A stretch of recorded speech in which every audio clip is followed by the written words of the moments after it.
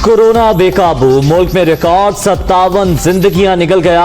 अब तक 1317 अमवात, 64,028 अफराद मोहलिक वबा से मुतासिर। सिंध में 25,309, पंजाब में 22,964 मरीज, खैबर पख्तूनख्वा में 8,842, बलोचिस्तान में 3,928 केसेस।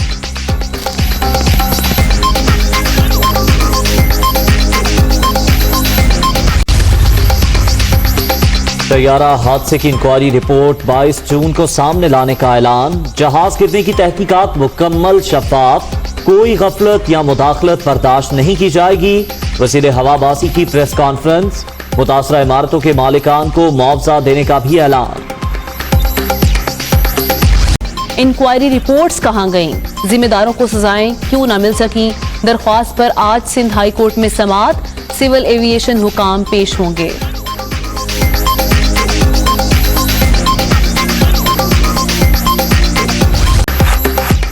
अमन के पैगंबर दुनिया में इंसानियत की खिदमत में मसरूफ। पाकिस्तान यूएन चार्टर के तहत आलमी अमन के लिए काम जारी रखेगा। पाकिस्तान बहादुर अमन फोर्सेस की कुर्बानियों के जज्बे की याद मनाता है। Army chief general Qamar Javed Bajwa का अमन मिशन के आलमी दिन पर पैगाम। दुनिया में दायमी अमन का ख्वाब, पाक फौज का कलीदी किरदार। अक़वाम मुत्तहिदा अमन मिशन के तहत कुर्बानियों की नई मिसाल कायम। 24 अफसरान समेत 157 पाकिस्तानियों ने जामे शहादत नोश किया। आलमी सतह पर भी खिदमात का एतराफ। जाली अकाउंट्स केस में तोशाखाना रेफरेंस की समाअत। यूसुफ रजा गिलानी और मुल्ज़िम अब्दुल गनी मजीद अदालत में पेश। आसिफ जरदारी और नवाज शरीफ पेश नहीं होंगे। दोनों पर गाड़ियां गैर कानूनी तौर पर हासिल करने का इल्जाम।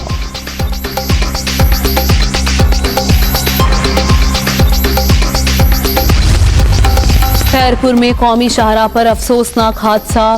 कार उलटने से एक ही खानदान के 4 अफराद जाँ बहक, खातून शदीद जख्मी। एक्सीडेंट तेज रफ्तारी के बायस हुआ।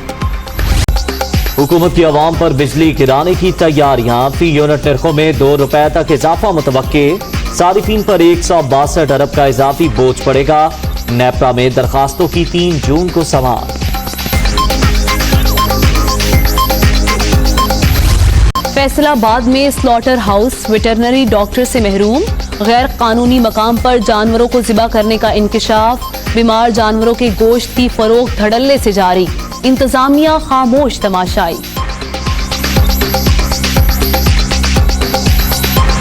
रोजाना अपने घर में स्लॉटरिंग करते हैं और वो जानवर लेके जब किसी 2 बजे डिमांड आ गई, 4 बजे डिमांड आ गई, ऑन डिमांड वो अपने घरों पे ही ज़िबा करते हैं और बेचते हैं।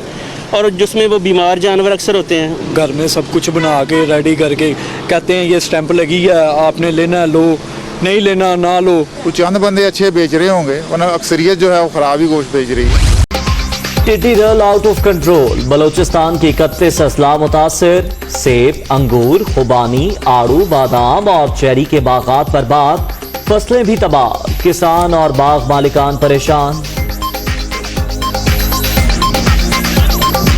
इस इलाके में 45,000 के करीब एकड़ पे सिर्फ एक डिस्ट्रिक्ट में इनसे भी ज़्यादा फसल है। सेब का है, चेरी, आड़ू, बादाम वगैरह सबको तबाह करे। गवर्नमेंट की तरफ से बार बार उनको पैगाम पहुंचाया, उनके ऑफिस गए, कोई 1 रुपया का भी उन्होंने इमदाद नहीं किया। बलूचिस्तान का ज़राअत बिल्कुल तबाह हो गया। डीसी साहब से और जंग कमाल साहब से सबसे हम लोगों ने रिक्वेस्ट किया है, वो हम लोगों की बात सुनता ही नहीं है। तो हम लोग ये बोलते हैं कि हुकूमत हमारे साथ कुछ ताउन करे, या दवाई हमें दे दे, या हम लोगों को ग्रुप दे दे ताकि लोगों का इलाज हम लोग कर सकें।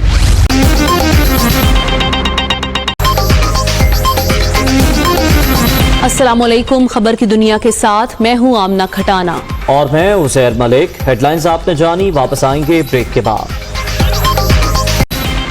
आगाज इस अहम खबर के साथ। कोरोना से एक ही रोज में रिकॉर्ड 57 अफराद जाँ बहक हो गए, जिसके बाद ये तादाद 1317 हो गई है।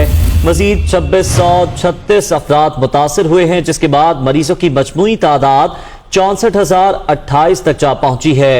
जबकि 22,305 मरीज सेहतियाब हुए हैं, कोरोना को मात दी है उन्होंने। जबकि मुख्तलिफ सूबों की अगर बात की जाए तो पंजाब में मुतासरीन की तादाद 22,964 है। जी हाँ, अगर बात की जाए मुल्क भर में अब तक होने वाले टेस्ट की तो 5,20,017 अफराद के टेस्ट किए जा चुके हैं। गुज़श्ता 24 घंटों के दौरान 11,931 नए टेस्ट किए गए। अब तक 22,305 मरीज सेहतयाब हो चुके हैं, जबकि कई मरीजों की हालत तशवीशनाक भी बताई जा रही है। तो पाकिस्तान में कोरोना से एक ही दिन में 57 अफराद जिंदगी की बाजी हार गए हैं, जिसके बाद वायरस से मरने वालों की कुल तादाद अब 1,317 हो गई है। सिंध में 396, पंजाब में 410, खैबर पख्तूनख्वा में 432, गिलगित बल्तिस्तान में 9, जबकि बलूचिस्तान में 43 और इस्लामाबाद में 22 मरीज जान से हाथ धो बैठे हैं।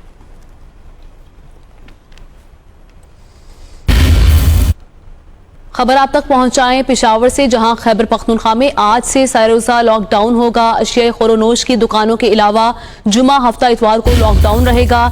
जनरल स्टोर, सब्जी, फल, गोश्त की दुकानें शाम 5 बजे तक खुली रहेंगी। SOPs के मुताबिक हफ्ते में 4 दिन बाजार खुलेंगे। मुशीर इत्तलात अजमल वजीर की जानिब से ये बताया गया है। जी हाँ, आपको बता रहे हैं कि खैबर पख्तूनख्वा में आज से सरोजा लॉकडाउन होगा। अशियाए खुरोनोश की दुकानों के अलावा जुमा, हफ्ता, इतवार को लॉकडाउन रहेगा। मजीद तफसीलात जानेंगे नुमाइंदा दुनिया न्यूज जाकिर उल्लाह हमारे साथ मौजूद हैं। जाकिर, बताइएगा कौन कौन से कारोबार ऐसे हैं जिन्हें इस लॉकडाउन से इस्तिस्ना होगा? जी बिल्कुल, खैबर पख्तूनख्वा में लॉकडाउन का नया सिलसिला ईद के बाद शुरू कर दिया गया है। SOPs के मुताबिक हफ्ते में 4 दिन बाजार खुलेंगे, जबकि 3 दिन बाजार बंद रहेंगे, जिसमें जुम्मा, हफ्ता, इतवार जो है इनकी कारोबारी मराकज की छुट्टी होगी। जबकि अशियाई खुरोनोश की दुकानें जो है वो इससे मुस्तस्ना होंगे। जनरल स्टोर, सब्जी, फल, गोश्त की दुकानें जो है वो इससे मुस्तस्ना होंगे। जो हजाम की दुकानें हैं उनको भी इससे इस्तिस्ना जो है वो हासिल है, वो भी हफ्ता, इतवार जो है वो अपनी दुकानें खोल सकते हैं। लेकिन यहाँ पे SOPs के मुताबिक इनके लिए टाइम जो है वो मुकर्रर किया गया है। 9 बजे से लेकर 5 बजे तक दुकानें खुलेंगी। जो 4 दिन यहाँ पे कारोबारी मराकज खुलेंगे, 9 बजे से लेकर 5 बजे तक यहाँ पे दुकानें खुलने की इजाजत दी गई है। 5 बजे के बाद यहाँ पे मुकम्मल तौर पे लॉकडाउन होगा, दुकानें मुकम्मल तौर पे बंद होगी। सिर्फ अद्वियात की दुकानें जो है और दूध दही की दुकानें जो है वो उनको सिर्फ इससे इस्तिस्ना हासिल है, वो अपनी दुकानें 5 बजे के बाद भी खोल सकते हैं।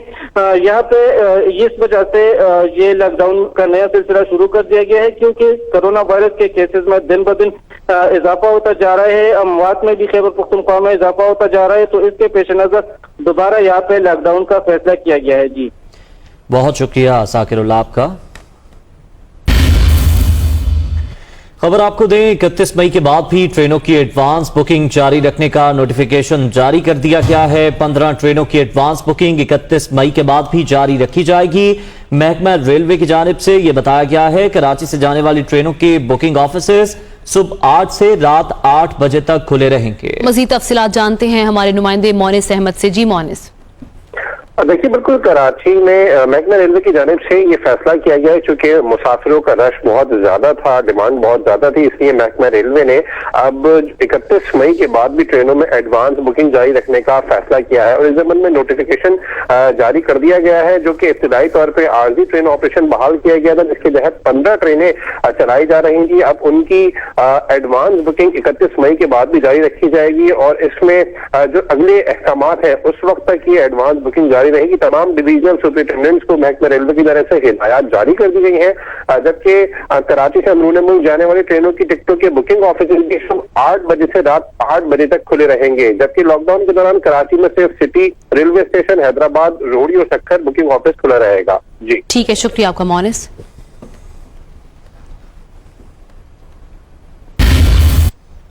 खबर यह है कि एहतसाब अदालत में तोशा खाना गाड़ियों के रेफरेंस पर समाअत कुछ देर बाद होगी। साबिक वजीर आजम यूसुफ रजा गिलानी एहतसाब अदालत पहुंच गए हैं, जबकि नवाज शरीफ और आसिफ अली जरदारी, जिन्हें आज तलब किया गया है, वो पेश नहीं होंगे। आसिफ अली जरदारी की जानिब से हाजिरी से इस्तिस्ना की दरख्वास्त देने का फैसला सामने आया है।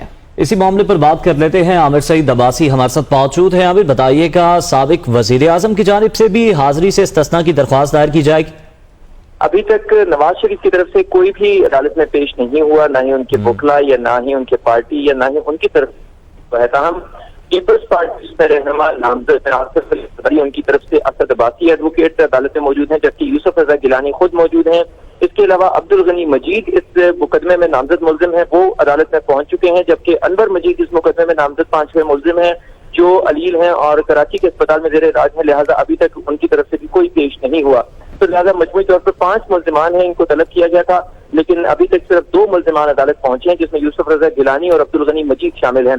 कुछ ही देर में एहतसाब अदालत नंबर 3 के जज असगर अली समाअत शुरू कर देंगे और आज अदालत ने तमाम मुलजिमान को तलब किया था और आज हाजिरी यकीनी बनाने का हुक्म दिया गया था, लेकिन अभी तक समाअत शुरू नहीं हुई और एहतसाब अदालत फैसला करेगी कि जो मुलजिमान गैर हाजिर हैं क्या उन्हें इस्तिस्ना देना है या नहीं देना। इस हवाले से मुलजिमान की तरफ से जो दरखास्तें हैं वो दायर की जाएंगी।